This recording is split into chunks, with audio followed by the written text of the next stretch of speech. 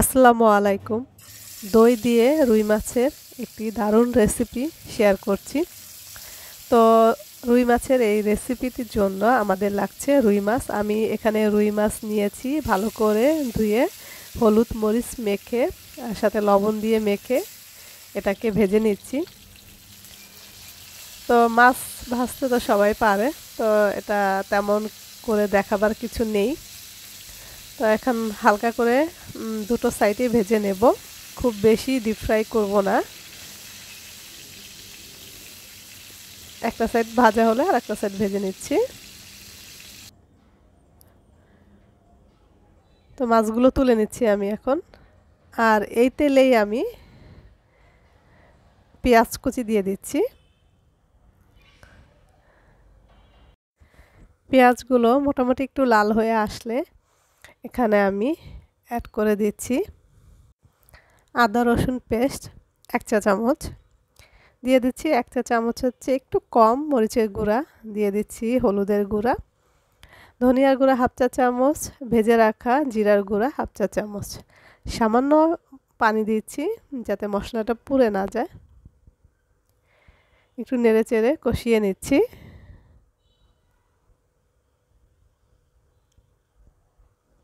দিয়ে দিচ্ছি লবণ। এখন দিয়ে দিলাম মিডিয়াম সাইজের একটি টমেটো কুচি করে রাখা।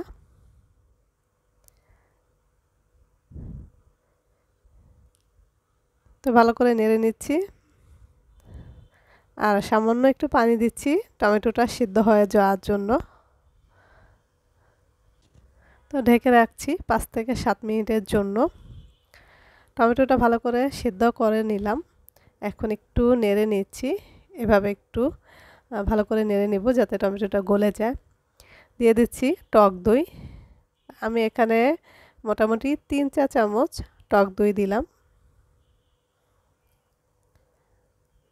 তো যতটা সম্ভব এটাকে মশলার সাথে মিশিয়ে ফেলবো। এভাবে 5 মিনিট আমি ভালো করে দইটাকে মশলার সাথে কষিয়ে নেব।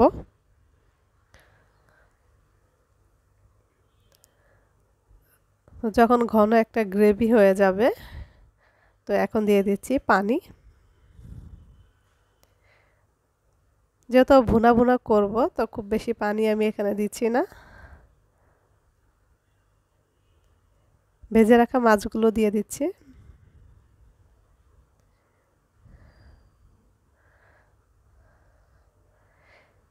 কয়েক টুকরো কাঁচামরিচ দিয়ে দিলাম আর হচ্ছে এখন ঢেকে রাখবো।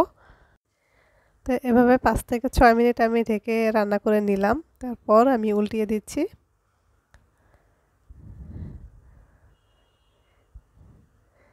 দিয়ে দিচ্ছি ধনেপাতা কুচি। তো রান্নাটা কিন্তু অলমোস্ট ডান হয়ে গেছে। খুবই ইজিভাবে আমি কিন্তু এই দই দিয়ে রুই মাছ ভুনাটা করে দেখালাম। অনেক সময় কিন্তু সবজি খেতে ভালো লাগে না, তখন কিন্তু এভাবে বাসায় ট্রাই করতে পারেন। আর দই দেওয়ার কারণে স্বাদটা কিন্তু একদম দ্বিগুণ হয়ে যাবে।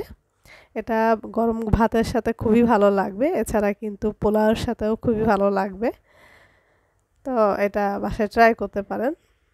আর রেসিপি ভালো লেগে থাকলে আমার চ্যানেলটিকে সাবস্ক্রাইব করবেন, পাশে থাকা বেল বাটনটি ক্লিক করে দিন।